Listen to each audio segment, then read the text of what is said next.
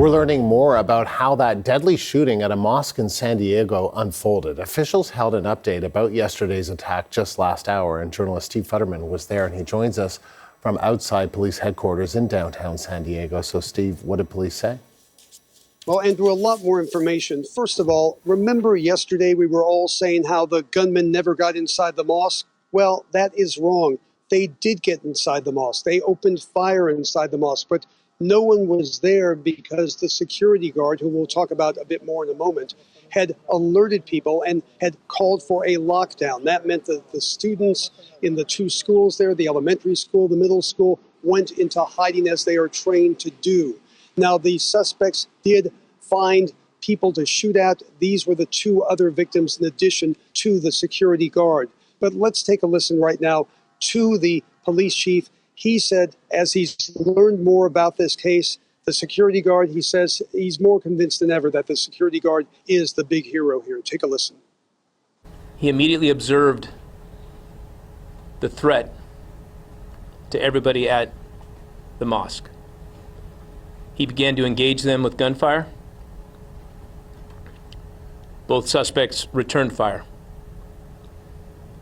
You can see the security guard reach for his radio and put out the lockdown protocol.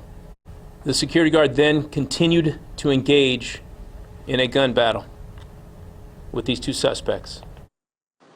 So you hear him talk about how the security guard called for the lockdown protocol. That almost certainly saved many, many lives. There were 140 students at the school when the shootings took place. Now, we now know the victims. Let's take a look at them right now. They showed pictures of them today. The man in the middle there is Amin Abdullah, 44 years old, father of 8. He is the security guard.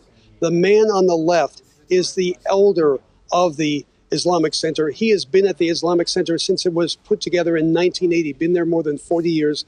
The man on the right was a neighbor. His wife is a teacher inside the Islamic Center at one of the schools. He came across when he heard the gunfire. Now, they are also being praised as heroes because when the gunman went into the mosque and couldn't find anyone there, these two people, the elder, the neighbor, sort of acted as diversionary targets. The gunman went after them.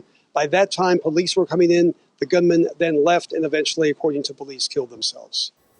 And what are they saying about why these two teenagers did this? Yeah, well, lots of information about that, too. Apparently, they didn't even know each other initially. They met online, didn't even know they were in San Diego, but found, unfortunately, mutual hate.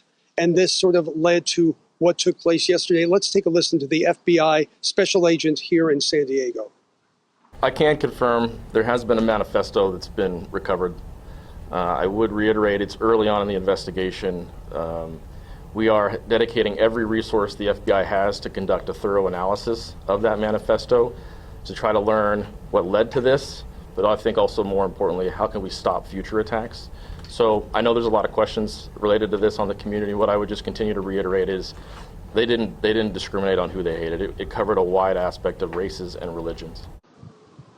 And we also learned that one of the gunmen had a cache of weapons at his home. It may have been his parents' weapons, around 30 guns, some tactical gear, a crossbow. Authorities are looking into that as well. So they had lots of ammunition. They took some of it with them to the Islamic Center. We still don't know, though, did they want to target the Islamic Center? The authorities say they just don't know if that was the initial target. So that's one thing we still need to know, Andrew. Steve, thank you. Journalist Steve Futterman in San Diego.